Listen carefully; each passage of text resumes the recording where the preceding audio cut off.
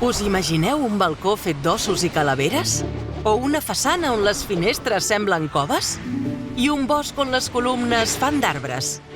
Doncs tot això ho va construir Antoni Gaudí, un dels arquitectes més famosos del món.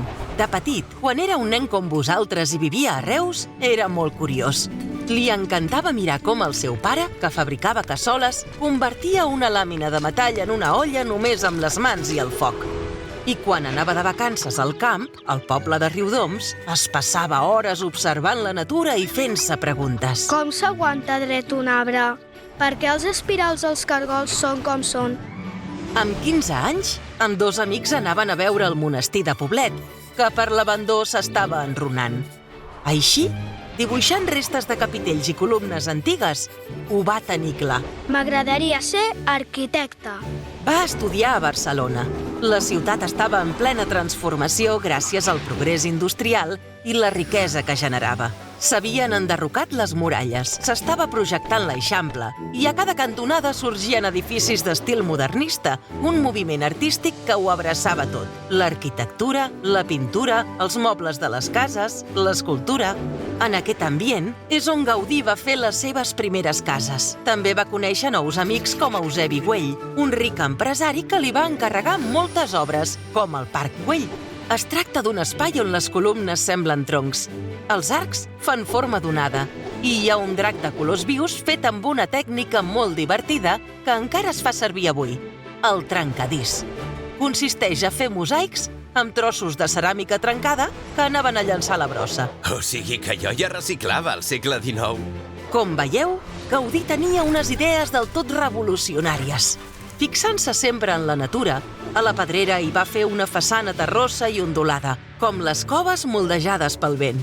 A la de la Casa Batlló, en canvi, s'hi poden veure totes les tonalitats de l'aigua i també les escates d'un drac que sembla reposar al terrat.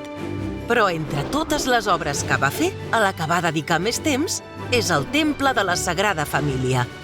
Gaudí la va començar a construir fa més de 140 anys i encara no està acabada. El meu client, és a dir, Déu, no té cap pressa. Els últims anys de la seva vida va decidir treballar només en el temple. Fins i tot vivia en el seu taller, ben a prop de l'església. Per aquí van passar totes les persones, animals i plantes que ara veieu representats a les escultures.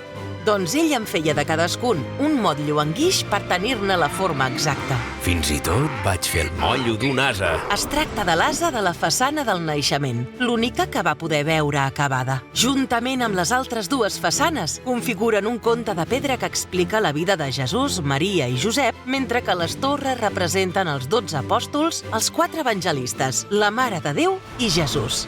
Dins de la basílica, la gran nau central té forma de creu i és un veritable bosc de columnes que s'omple de colors diferents en funció de com hi entren els rajos de sol, tal com ell va projectar.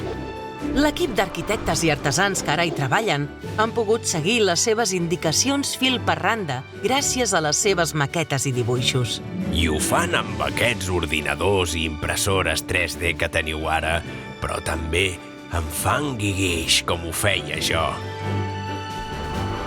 Gaudí va morir atropellat per un tramvia el 1926, però ell sabia que algun dia el temple s'acabaria i aquest dia cada vegada està més a prop. Quan les obres acabin, serà la basílica més alta del món. Quan hi entreu, recordeu això. L'originalitat consisteix a tornar a l'origen, i aquest origen és la natura.